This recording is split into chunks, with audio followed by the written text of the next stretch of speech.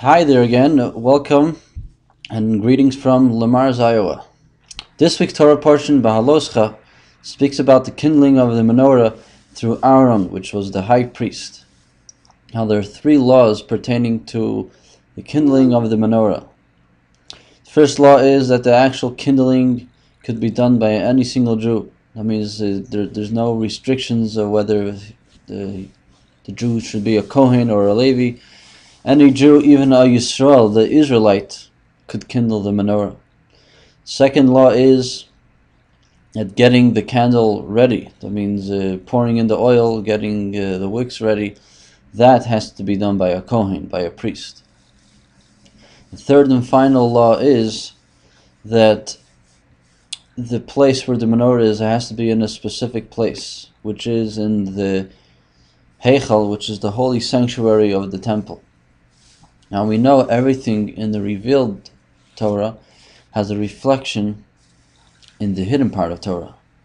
So the same thing here, that these three these three laws concerning the menorah, we find these laws in their spiritual sense. And I'm going to go through these three laws and explain to you each one how they are in a spiritual sense. The first law we said is the kindling of the menorah can take place even by a simple Jew. Now, in a spiritual sense, kindling the menorah is the kindling of the Jewish soul. As the verse says, Ner Havaya Nishmas Adam, the candle of God is the soul of a Jewish person.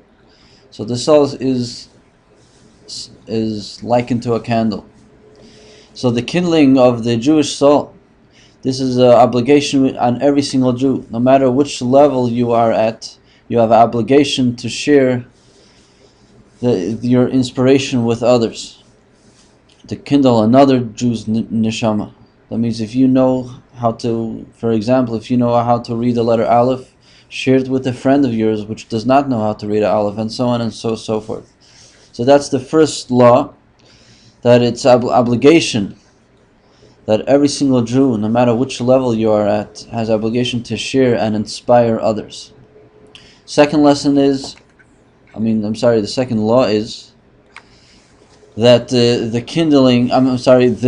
getting the candle ready has to be done by a Kohen. A Kohen means a holy individual, someone from a higher authority. What does this mean in a spiritual sense? That one might think, he says, you know what, there's an obligation, I have to inspire others and bring others closer to God and to Judaism. So I will do it my own way. He says, you know what, the main thing is that the job is done.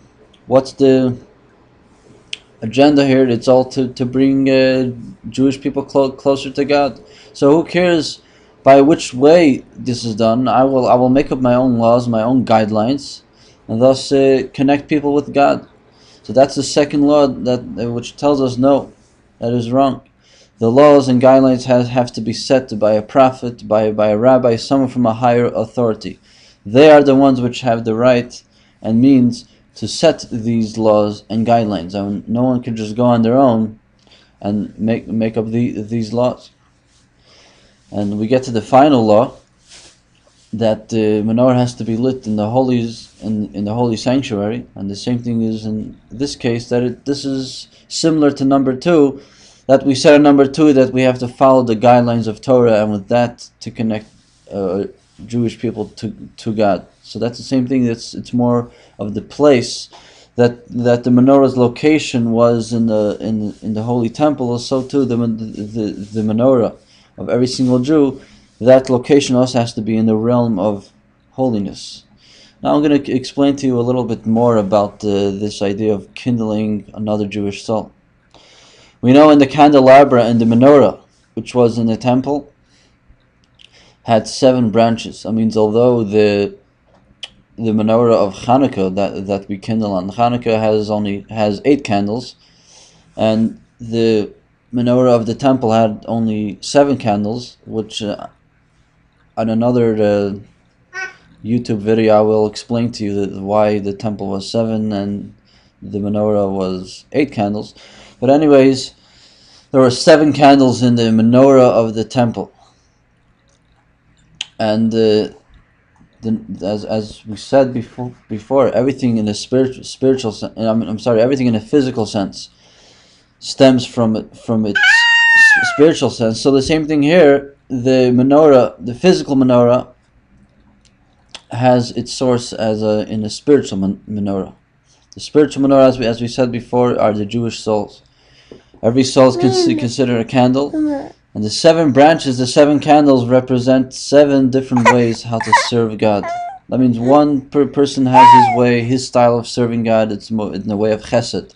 Chesed is kindness. That means he's more easygoing.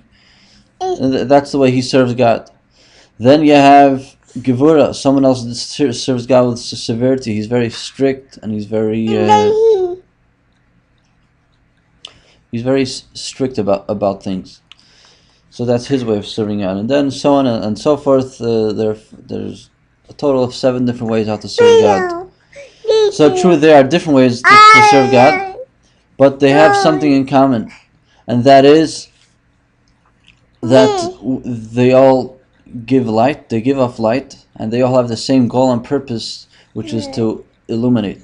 The same thing is the Jewish souls. Although you can find many different types of Jews, but however, there's one thing that they all have in common, and that is that they all have the same goal, and that is to bring light and inspiration to the world.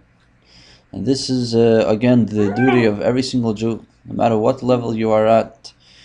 You have the duty to inspire others. Thank you, and we'll see you next week. Bye bye.